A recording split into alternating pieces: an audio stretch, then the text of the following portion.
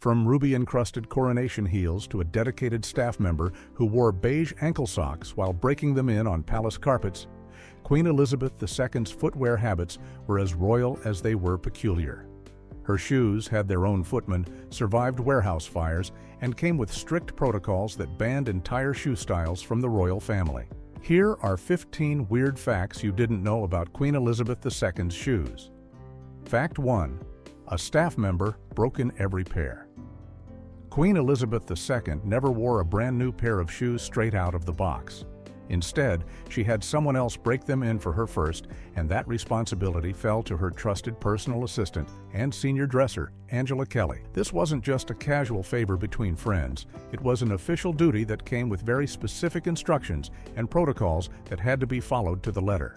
Angela Kelly's job was to wear each new pair of shoes around the private corridors of Buckingham Palace until they were sufficiently softened and molded to feel comfortable, but she couldn't just slip them on with any old socks or walk wherever she pleased. The breaking-in process required her to wear beige cotton ankle socks, and she was only permitted to walk on the palace's carpeted areas.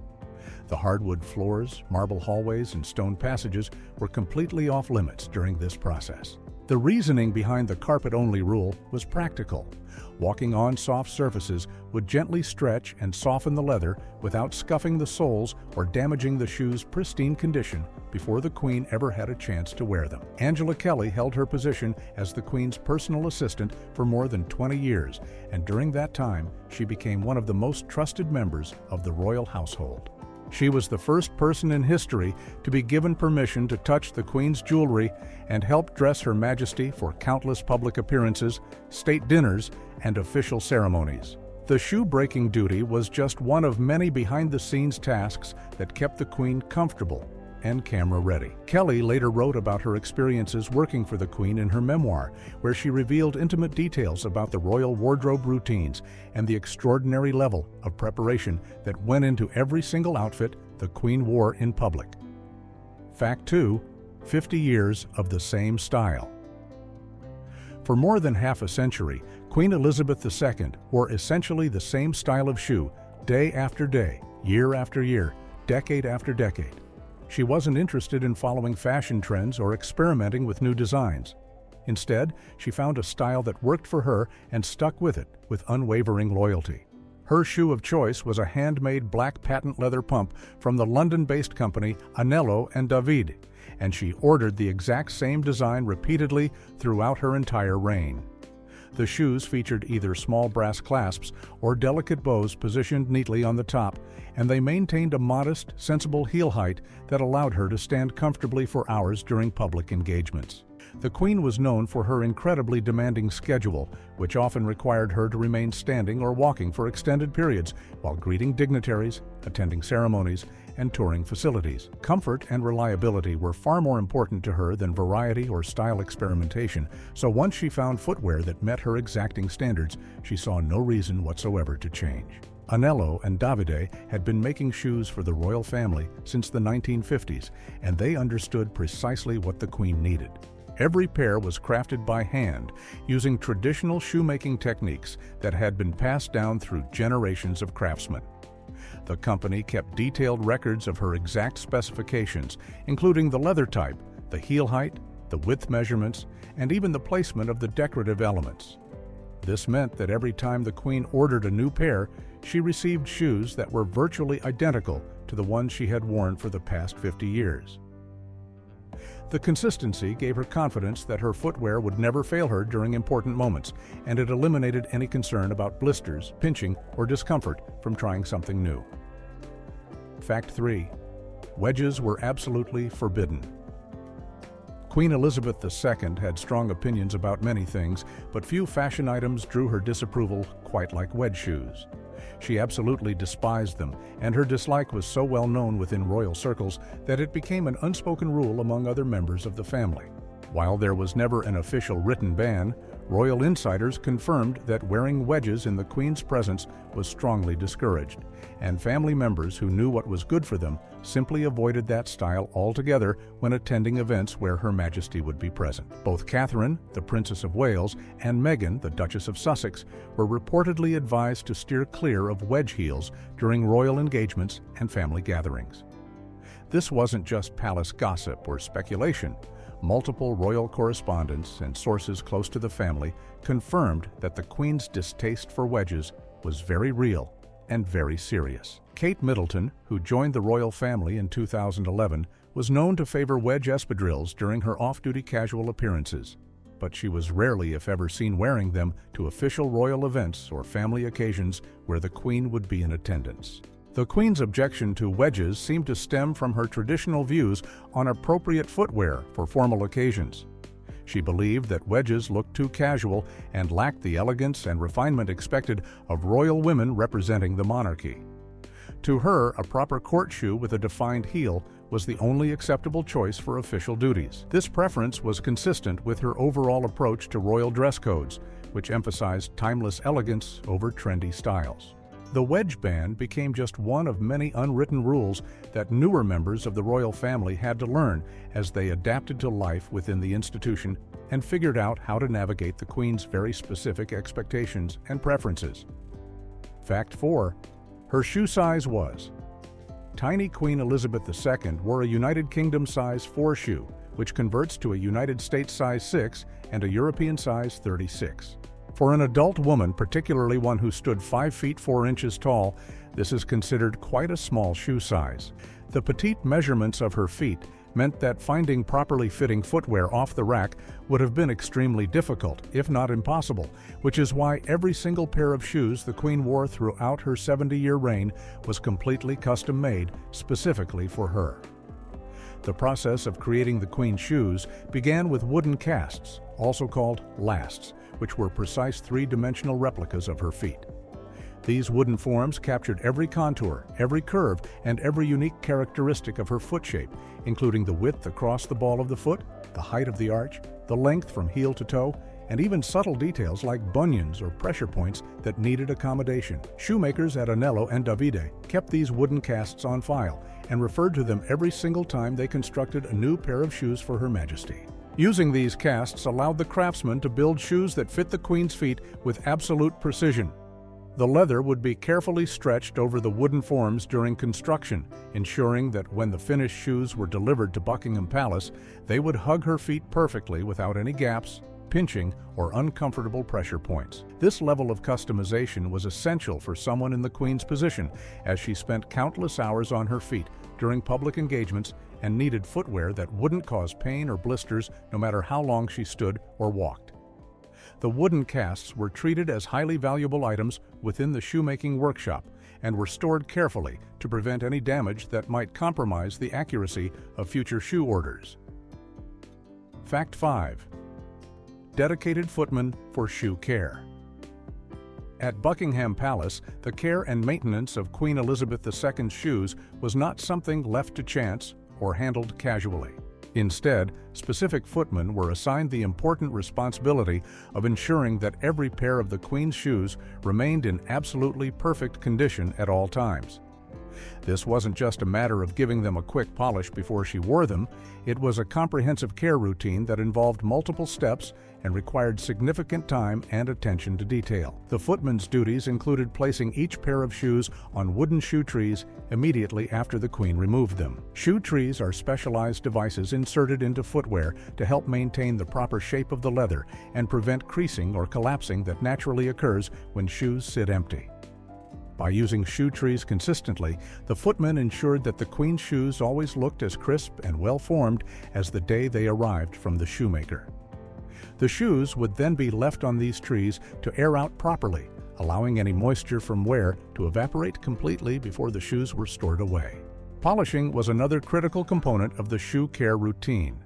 The footman would meticulously buff each pair using appropriate polishes and conditioning treatments to keep the patent leather glossy and prevent it from drying out or cracking over time. After the shoes were cleaned, aired, and polished to perfection, they would be carefully placed into individual silk or cotton drawstring bags.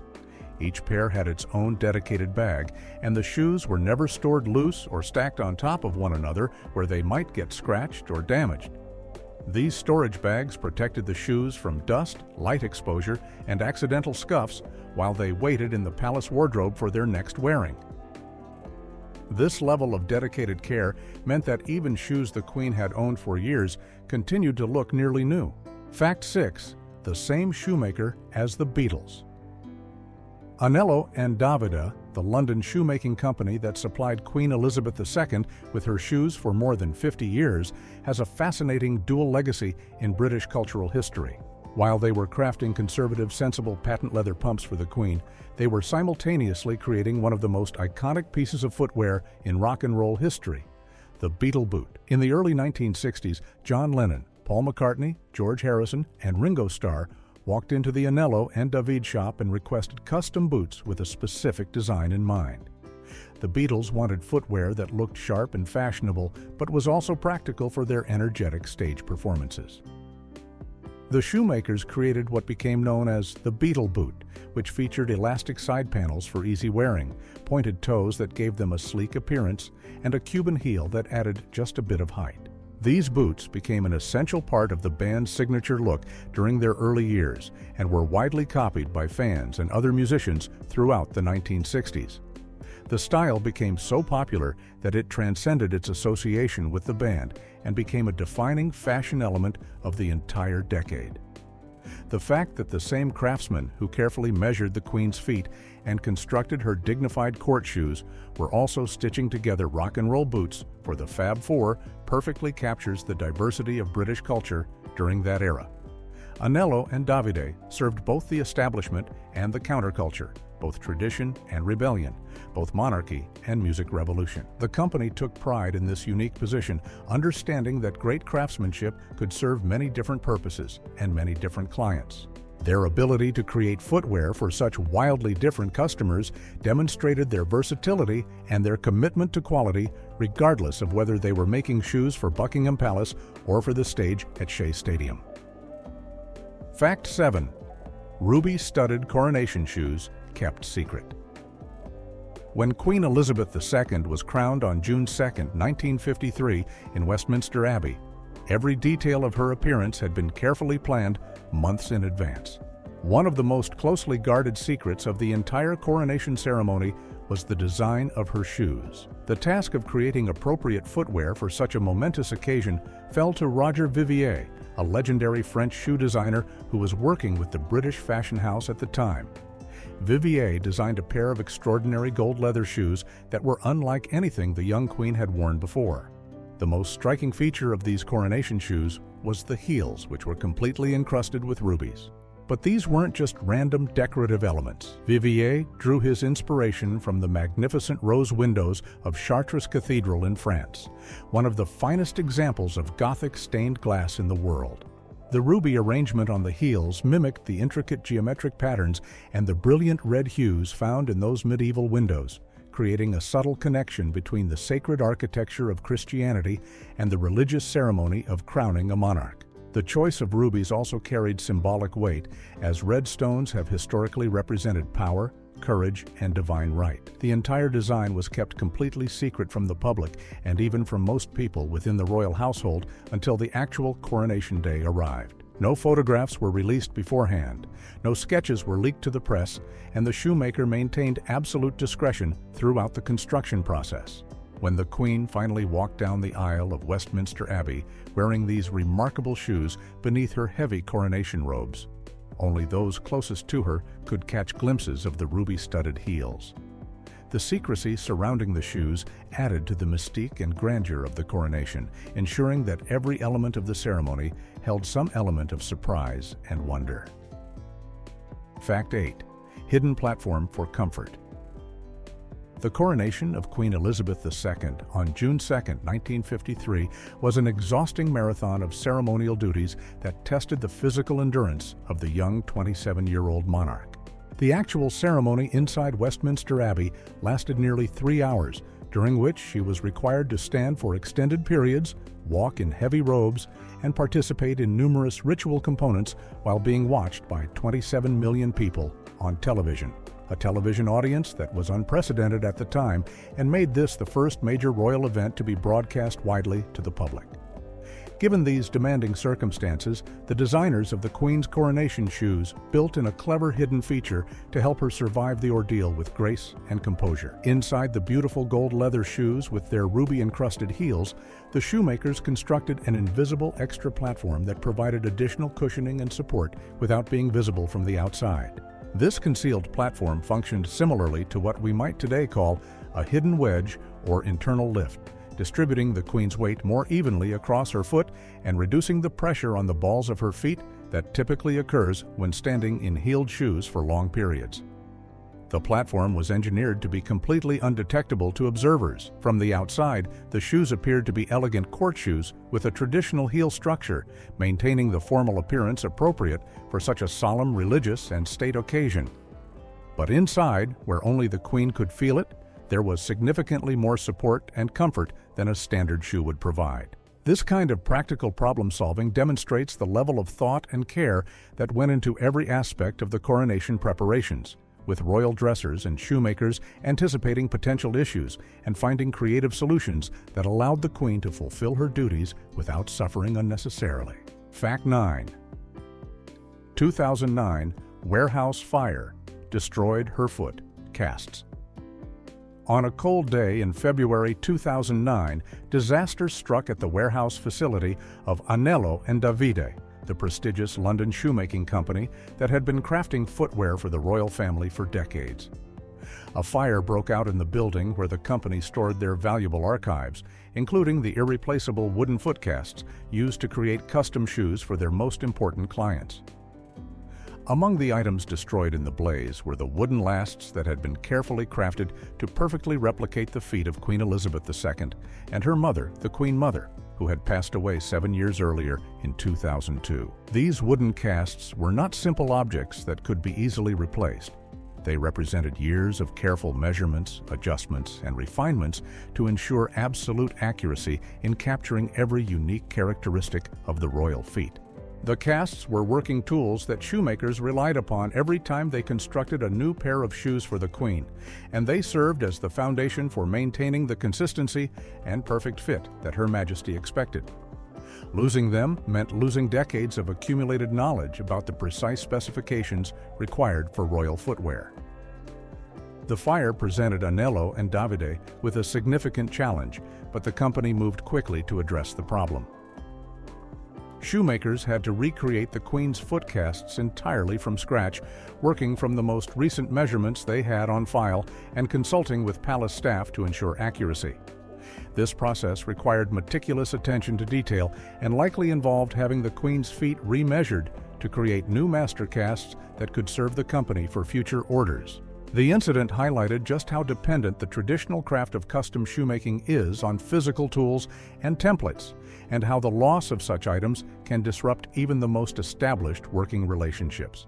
Despite this setback, Anello and Davide successfully rebuilt their archive and continued serving the Queen until the company eventually closed its doors years later. Fact 10. Only 1 to 2 pairs purchased annually. Queen Elizabeth II was one of the wealthiest women in the entire world, with access to virtually unlimited resources and the ability to purchase anything she desired without concern for cost. Yet, when it came to shoes, she demonstrated remarkable frugality and restraint that stood in sharp contrast to her enormous wealth and position. Rather than ordering dozens of pairs every season or indulging in the latest fashions, the Queen typically purchased only 1 or 2 new pairs of shoes each year from her trusted shoemaker, Anello and Davide. This modest purchasing pattern reflected the Queen's practical nature and her waste not, want not philosophy that had been instilled in her generation, which grew up during the austerity of World War II and its aftermath. She saw no reason to accumulate shoes unnecessarily when the pairs she already owned continued to serve their purpose perfectly well. But her thriftiness extended beyond simply limiting new purchases. She also had her existing shoes repaired and refurbished regularly rather than discarding them when they showed signs of wear. When the soles of her shoes became worn down from use, the Queen would send them back to the shoemaker to have them resoled with fresh leather. When the heels became scuffed or the heel tips wore through, she would have them replaced with new ones rather than buying entirely new shoes. In some cases, if the leather uppers of the shoes remained in good condition but the bottoms were worn out, the shoemakers would essentially rebuild the shoes by attaching the existing tops to completely new soles and heels. This approach allowed the Queen to continue wearing shoes that had already been perfectly broken in and molded to her feet, while also demonstrating a commitment to sustainability and responsible consumption that was quite unusual for someone of her status and means. Her attitude toward footwear reflected a broader pattern of personal modesty and careful stewardship of resources. Fact 11. 10 pairs in constant rotation. Over the course of her 70-year reign, Queen Elizabeth II accumulated hundreds of pairs of shoes that passed through her wardrobe.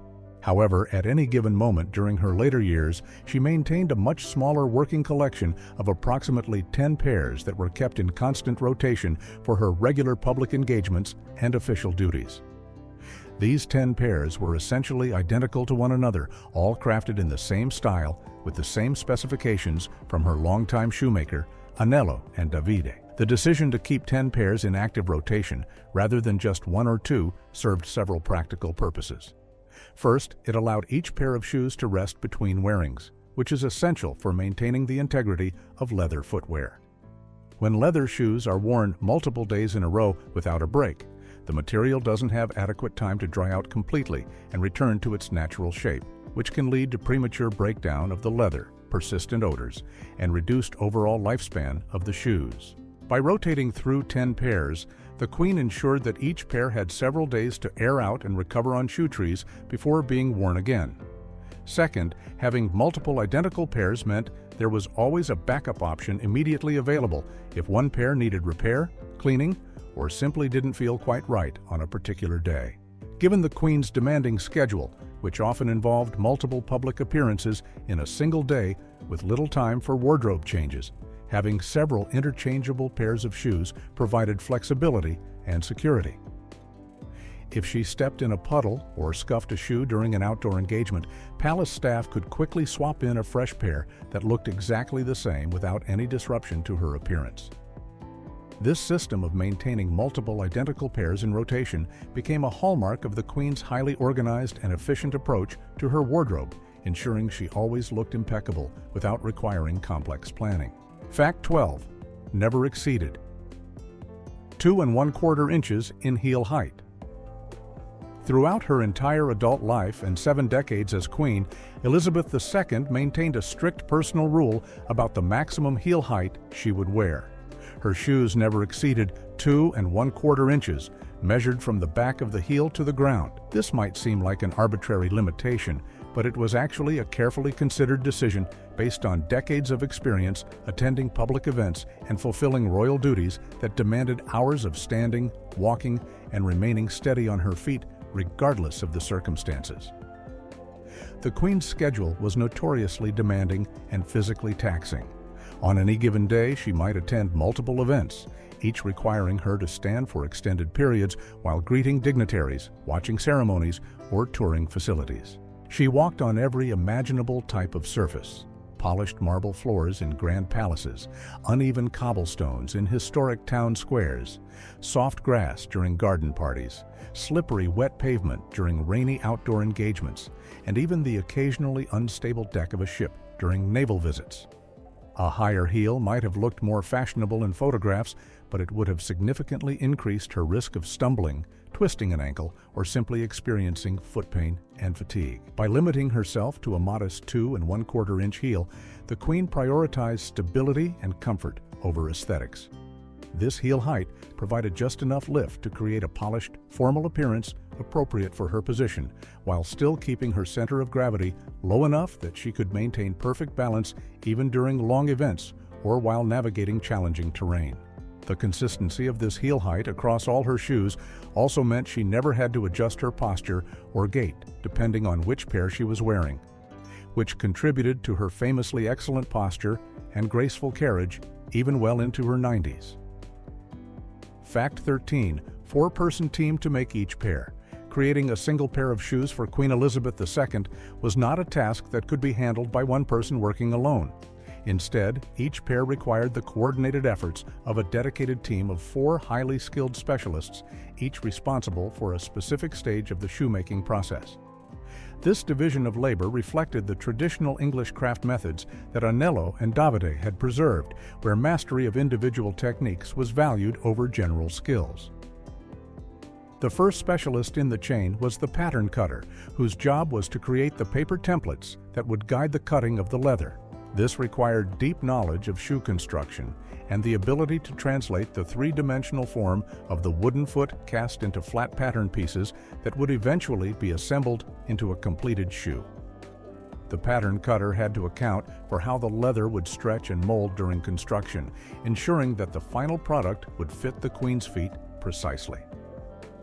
Next came the clicker, a somewhat unusual job title that refers to the distinctive clicking sound made by the sharp blade used to cut leather. The clicker's responsibility was to select the finest sections of leather from the available hides, avoiding any areas with imperfections, scars, or inconsistent texture.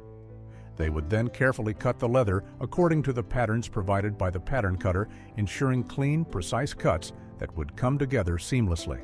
The third specialist was known as the closer, who took the various cut pieces of leather and sewed them together to create the upper portion of the shoe, essentially everything above the sole. This required exceptional sewing skills and an eye for ensuring that seams were straight, even, and invisible from the outside. Finally, the maker took the completed upper and attached it to the sole and heel, lasting the shoe over the wooden foot cast and securing all the components together to create the finished footwear. Each of these 4 craftspeople played an essential role in delivering shoes worthy of a queen. Fact 14. Beatles' connection created controversy.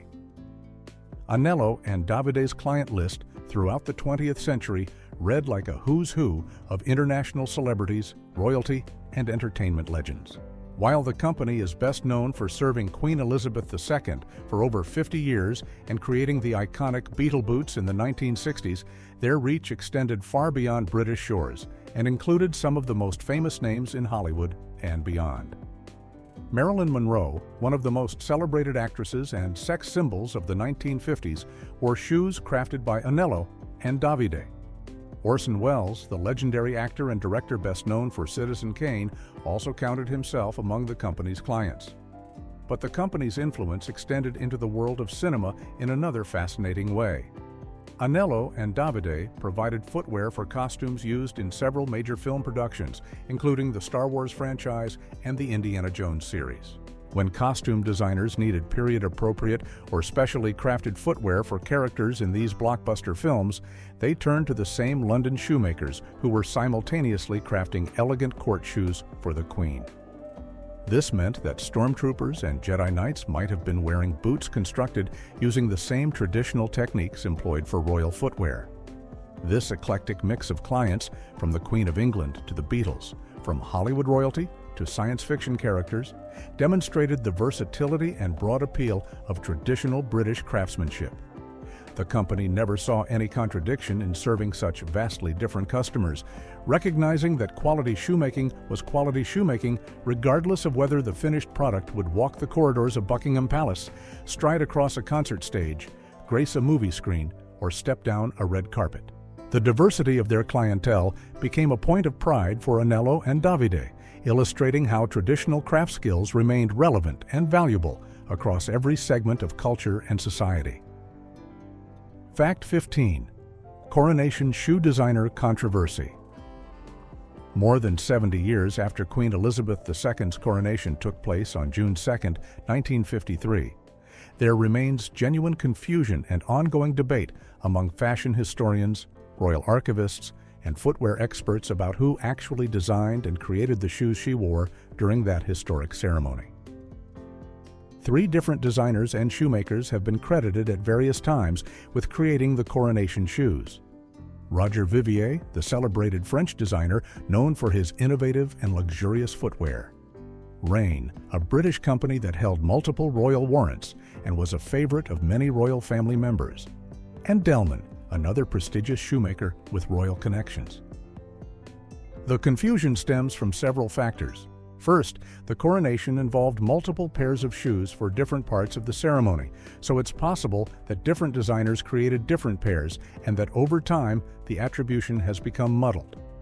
Second, the fashion industry in the 1950s operated somewhat differently than it does today, with less emphasis on designer attribution and more focus on the royal household itself, meaning that detailed records of who made what were not always carefully preserved or publicized. Third, companies sometimes collaborated with individual designers in ways that make determining sole credit complicated. A designer might create the concept, while the company's craftsman executed the construction. What makes this controversy particularly difficult to resolve is the absence of physical evidence. No surviving pairs of the coronation shoes are currently held in the Royal Ceremonial Dress Collection at Kensington Palace, which is the primary repository for historic royal clothing and accessories. Without the actual shoes to examine for maker's marks, construction techniques, or other identifying features, historians are left to rely on contradictory written records, fading memories, and incomplete archives. This gap in the historical record is somewhat surprising given the significance of the coronation and the generally meticulous record-keeping of the royal household. But it serves as a reminder that even in major historical events, some details simply get lost to time.